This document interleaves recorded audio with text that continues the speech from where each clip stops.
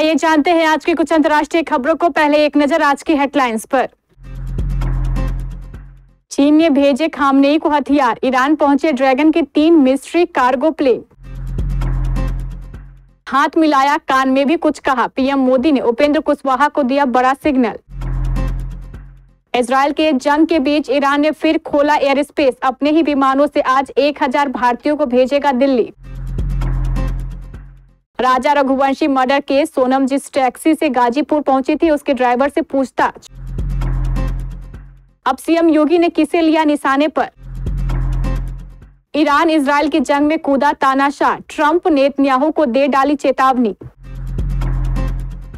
बाबा Venga, जुलाई में बन रहा बेहद खतरनाक संयोग।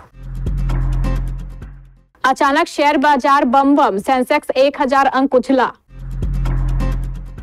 खूबसूरत मैसेज के साथ दिल में उतरती है फिल्म, बेहतरीन है आमिर का काम। अजय ने शेयर किए सन ऑफ सरदार 2 के नए पोस्टर, पूछा क्या स्कॉटलैंड में खुद को बचा पाऊंगा।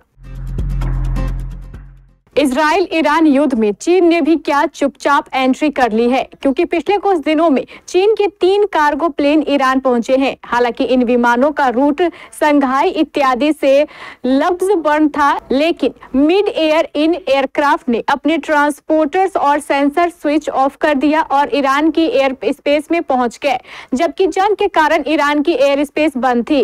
इन एयरक्राफ्ट में क्या था, इसका खुलासा अभी तक नहीं हो पाया है। ऐसे में कयास लगाए जा रहे हैं कि क्या चीन ने ईरान को कोई हथियार या फिर एयर डिफेंस सिस्टम सप्लाई किया है। इजराइल के खिलाफ युद्ध में चीन और रूस ईरान के पक्ष में खड़े दिखाई पड़ रहे हैं। रूस के राष्ट्रपति पुतिन ने अमेरिकी राष्ट्रपति को इजराइल ईरान युद्ध में ना कूदने की चेतावनी दी है। पुतिन ने कहा है कि अगर अमेरिका जंग में कूदा तो रूस भी ईरान का सीधे तौर से समर्थन करेगा। बिहार के सिवान जिले के जसौली गांव से प्रधानमंत्री नरेंद्र मोदी ने Vande Bharat train, sewerage network, आवास समेत कुल 22 परियोजनाओं का उद्घाटन और शिलान्यास किया। वहीं इस दौरान पीएम मोदी ने विरोधियों पर जमकर निशाना साधा। पीएम मोदी ने बिना विरोधियों का नाम लिए बारी बारी से अलग अलग मुद्दों पर उनको घेरने का काम किया। वहीं पीएम मोदी के भाषण के समाप्त होते ही मंच पर कुछ ऐसी तस्वीरें देखने को मिली जिसको लेकर बिहार के सियासी हलके में तरह तरह की चर्चाएं हो रही है। पीएम मोदी ने भाषण खत्म करने के बाद मंच पर मौजूद एनडीए के तमाम नेताओं को नमस्कार कर उनका अभिवादन किया, लेकिन पीएम मोदी ने उपेंद्र कुशवाहा को नमस्कार करने के साथ साथ उनसे गर्मजोशी के साथ हाथ भी मिलाया। दरअसल सिवान की रैली में पीएम मोदी का राष्ट्रीय लोक मोर्चा अध्यक्ष उपेंद्र कुशवाहा के साथ गर्मजोशी भरा व्यवहार और उनके कान में कुछ कहने का वीडियो वायरल हो रहा है। इस दौरान लोक जनशक्ति पार्टी के नेता चिराग पासवान मंच पर मौजूद थे, लेकिन पीएम का ध्यान कुशवाहा की ओर रहा। इस दौरान चिराग पासवान मुस्कुराकर पीएम मोदी और उपेंद्र कुशवाहा को देखते रहे। ईरान और इजराइल के बीच युद्ध भयावह मोड़ पर पहुंच चुका है। दोनों ही देश एक दूसरे पर मिसाइल हमले कर रहे हैं, जिसकी वजह से वहां रह रहे आम नागरिकों को जान गंवानी पड़ रही है। लोग खुद को सुरक्षित नहीं महसूस कर रहे हैं। इजराइल के साथ चल रहे युद्ध की वजह से ईरान ने अपना एयर स्पेस बंद कर रखा है। इसी बीच ईरान ने भारतीय समुदाय के लोगों के निकासी के लिए अपना एयर स्पेस खोल दिया है। शुक्रवार की रात्रि को ईरान ने नई दिल्ली 1000 भारतीय नागरिक पहुंचेंगे। भारतीय नागरिकों को ईरान से दिल्ली लाने के लिए मशहद से एयर चार्टर्ड उड़ानों की व्यवस्था की गई है। ईरान के ही विमान से भारतीय वतन लौटेंगे।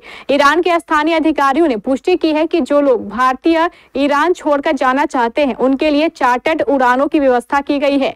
अधिकारियों ने इस बात पर जोर दिया है कि क्षेत्रीय तनाव के बीच ईरान भारतीय नागरिकों की सुरक्षा सुनिश्चित करना चाहता है।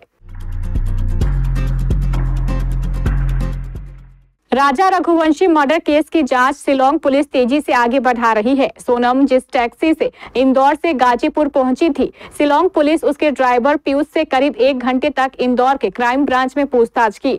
पूछताछ के संबंध में ड्राइवर ने मीडिया को कुछ नहीं बताया। पूछने पर उसने कहा है कि जो बताना था वह पुलिस अधिकारियों को बता दिया है। पुलिस सूत्रों से मिली ताजा जानकारी के अनुसार पति राजा की हत्या के बाद सोनम बुर्का पहनकर शिलांग से इंदौर पहुंची थी। इसके बाद सोनम इंदौर से गाजीपुर गाजीपुर बाईपास उतरने तक बुर्के में ही रही। सूत्रों ने बताया है कि गाजीपुर जाने के दौरान सोनम को मोबाइल पर पूरे रास्ते भर इंस्ट्रक्शन मिलते रहे। सोनम लगातार फोन पर किसी से मैसेज कर रही थी। राजा रघुवंशी हत्याकांड का मास्टरमाइंड राज कुशवाहा ने 30,000 रुपए में सोनम के लिए टैक्सी बुक की थी। उसने ड्राइवर पीयूष को गाजीपुर छोड़ने के लिए भेजा था। 7 जून को देवास नाका में किराए से लिए गए फ्लैट से सोनम का टैक्सी लिया था। सोनम भोजन के लिए भी किसी रेस्टोरेंट में नहीं रुकी थी। गाजीपुर पहुंचने के दौरान सोनम के पास एक कॉल आया था। इसके बाद ड्राइवर से बोलकर गाड़ी रुकवाई। वह गाजीपुर बाईपास पर उतर गई। मुख्यमंत्री योगी आदित्यनाथ ने उत्तर प्रदेश को एक और नए एक्सप्रेसवे की सौगात दी है। सीएम योगी ने आज शुक्रवार को गोरखपुर लिंक एक्सप्रेसवे का उद्घाटन किया। इस दौरान सीएम योगी ने समाजवादी पार्टी पर जमकर निशाना साधा। सीएम योगी ने कहा है कि विकास की रफ्तार थमेगी नहीं, अनवरत आगे बढ़ेगी, क्योंकि यही विकास विकसित भारत का आधार बनेगा।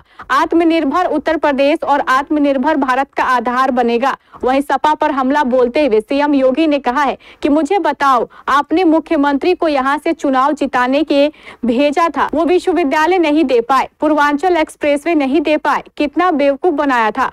उन्होंने कहा है कि महाराज सुलेहदेव के नाम पर आजमगढ़ में आज विश्वविद्यालय बन गया है और साथ साथ यहाँ के मेडिकल कॉलेज में नर्सिंग कॉलेज का भी निर्माण हो चुका है। ईरान और इजरायल के बीच जारी संघर्ष को लेकर मिडिल ईस्ट में तनावपूर्ण माहौल बना हुआ है। इस बीच नॉर्थ कोरिया के तानाशाह किम जोंग उन ने ईरान पर किए गए इजरायली हमले की निंदा की है। प्योंगयांग के विदेश मंत्रालय के प्रवक्ता ने ईरान के नागरिक, परमाणु और ऊर्जा ठिकानों पर हमले को लेकर बयान जारी कर कहा है कि यह मानवता के खिलाफ माफ न करने वाला क्राइम है। यह क्षेत्र को एक नए व्यापक युद्ध की ओर धकेल रहा है। नॉर्थ कोरिया ने न केवल इजरायल की आलोचना की, बल्कि अमेरिका और यूरोपीय देशों पर भी आरोप लगाते हुए कहा कि वे अपराध में संयुक्त रूप से भागीदार हैं। वह स्टेट स्पॉन्सर टेररिस्ट को संरक्षण दे रहे हैं। नॉर्थ कोरिया के विदेश मंत्रालय के प्रवक्ता ने आगे कहा कि अमेरिका और वेस्टर्न देश इजरायल के साथ मिलकर मिडिल ईस्ट की शांति के लिए कैंसर बनते जा रहे हैं। हालांकि अंतर्राष्ट्रीय समुदाय अमेरिका और पश्चिम पर नजर रखे हुए हैं, जो पीड़ित ईरान की संप्रभुता और आत्मरक्षा के अधिकार को नकारने की लगातार कोशिश कर रहे हैं। इस समय दुनिया भर में जापानी बाबा वेंगा रियो तासुकी की 5 जुलाई को लेकर भविष्यवाणी तेजी से वायरल हो रही है। जापानी बाबा वेंगा की भविष्यवाणी के अनुसार आने वाले 5 जुलाई को कुछ बड़ी दुर्घटना होने वाली है। भारतीय ज्योतिष विज्ञान ने जब इस भविष्यवाणी को लेकर परतें खोलनी शुरू की तो परिणाम सामने आए, वह बेहद चौंकाने वाले हैं। भारतीय ज्योतिष विज्ञान के अनुसार 5 जुलाई को ग्रहों का एक ऐसा बड़ा और शुभ संयोग नहीं बन रहा है, लेकिन जुलाई में ही आगे चलकर ग्रहों की ऐसी स्थिति बनेगी जिसे ज्योतिष शुभ नहीं मान रहे हैं और कोई बड़ी दुर्घटना या प्राकृतिक आपदा को लेकर आशंकित हैं, जिसका असर देश पर ही नहीं बल्कि दुनिया भर में दिखाई दे सकता है। भारतीय ज्योतिष की गणना के अनुसार जब भी कोई बड़ी आपदा आदि आती है तो वह अमावस्या और पूर्णिमा के आसपास आती है। साथ ही जब भी कोई बड़ी प्राकृतिक आपदा आती है तो उस समय देखा गया है कि शनि, मंगल, गुरु, राहु ग्रह केंद्र या त्रिकोण में विराजमान रहते हैं, तो किसी बड़ी प्राकृतिक घटना की आशंका होती है। 5 जुलाई चंद्रमा तुला राशि में रहेंगे और चंद्रमा पर गुरु की दृष्टि रहेगी। वहीं 24 जुलाई को इस समय मंगल और केतु भी समान अंशों पर रहकर युति बना रहे हैं। वहीं बुध और चंद्रमा भी इस समय जल तत्व की राशि कर्क में मौजूद है, जबकि शनि भी इस समय जल तत्व राशि मीन में विराजमान है। अचानक शेयर बाजार में तूफानी तेजी देखी जा रही है। निफ्टी 50 ने 319 अंक से ज्यादा चढ़कर 25,000 का लेवल फिर से क्रॉस किया है। वहीं सेंसेक्स में 1046 अंकों की उछाल आई है, जबकि सुबह शेयर बाजार की सुस्त शुरुआत हुई थी। वहीं एक दिन पहले गुरुवार को शेयर बाजार तेज गिरावट पर बंद हुआ था। शेयर बाजार में इस तेजी के कई कारण सामने आए हैं, लेकिन भारतीय रिजर्व बैंक द्वारा प्रोजेक्ट्स फंडिंग के लिए प्रावधान मापदंडों में ढील दिए जाने के बाद फाइनेंस सेक्टर में तेजी एक बड़ा कारण माना जा रहा है। हालांकि ये कहना मुश्किल है कि मध्य पूर्व में बढ़ते तनाव के कारण आगे की तेजी जारी रहेगी। आज सेंसेक्स 1046 अंक चढ़कर 82,408 लेवल पर क्लोज हुआ, जबकि निफ्टी 319 अंक उछलकर 25,112 पर बंद हुआ। दर्शक के खून में उबाल ला देने, रोमांच से भर देने और कुछ भी करके जज्बे से टिकट के पैसे निकलवा लेने की होड़ में जुटी फिल्म के दौर में सितारे जमीन पर वो फिल्म बनकर आई है जिसे देखकर निकलते हुए आपके होठों पर मुस्कुराहट रह जाती है। किसी भी फिल्म को देखते हुए उस पर पैनी नजर बनाए रखना, उसके स्क्रीन प्ले, एक्ट्रेस के काम और तमाम तकनीकी पहलुओं पर दिमाग में नोट बनाते चलना हम लोगों के काम का हिस्सा होता है।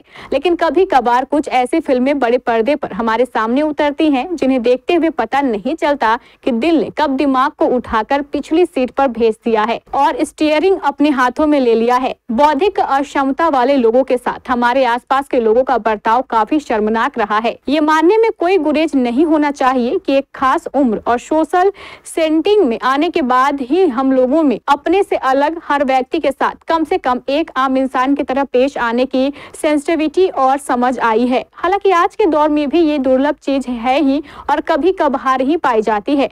सितारे जमीन पर ऐसे ही कुछ लोगों की कहानी है।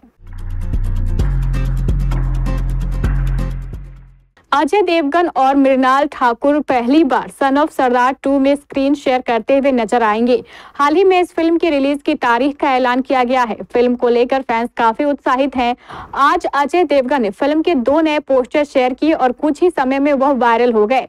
सन ऑफ सरदार 2 25 जुलाई को सिनेमाघरों में रिलीज होगी। अपने इंस्टाग्राम हैंडल पर अजय देवगन ने नए पोस्टर शेयर करते हुए लिखा, वह पंजाब से बच गया, क्या वह स्कॉटलैंड से बच पाएगा। सन ऑफ सरदार 2 इस 25 जुलाई को सिनेमाघरों में रिलीज होगी। सरदार दोबारा आ रहा है। इससे पहले अभिनेता ने एक पोस्टर शेयर किया था जिसमें वह पगड़ी पहने हुए थे और उन्होंने इसे कैप्शन दिया था, 25 जुलाई को आपके नजदीकी सिनेमाघरों में सरदार की वापसी। नए पोस्टर में देखा जा सकता है कि अजय देवगन 2 ट्रैक्टरों पर खड़े हैं। उन्होंने शॉर्ट कुर्ता पजामा पहना है, वहीं सर पर लाल पगड़ी पहनी है। दूसरे पोस्टर में अजय देवगन कुर्ता पजामा पहने हैं और पिंक पगड़ी पहने हुए हैं। इस पोस्टर में वह टैंक पर खड़े हैं, उनके पीछे दुश्मन है। पोस्टर पर कमेंट करते हुए एक फैंस ने लिखा है, अब इंतजार नहीं हो रहा है। न्यूज एंकरिंग एवं जॉब के इच्छुक लड़के लड़कियों के लिए बड़ी खबर। अगर आप चाहते हैं न्यूज एंकरिंग करना तो आपके लिए अच्छी खबर है। अगर आप हैं कंप्यूटर के जानकार तो भी आपके लिए एक अच्छी खबर है। आपके मन मुताबिक आपका जॉब आपका इंतजार कर रहा है। जॉब पाने का शानदार मौका, वेतनमान 20,000 रुपए तक, योग्यता अनुसार। आवेदन करें। केबीसी न्यूज कार्यालय, बनिया टोला, बड़ा बाजार, कटिहार। Phone number 06542242601। आप अपना आवेदन हमें व्हाट्सएप या ईमेल भी कर सकते हैं। हमारा व्हाट्सएप नंबर है 8298877777। हमारा ईमेल आईडी है katihar@kbcnews.in। जल्दी करें, सीट सीमित है। आवेदन करने की अंतिम तारीख 22 जून 2025 रविवार।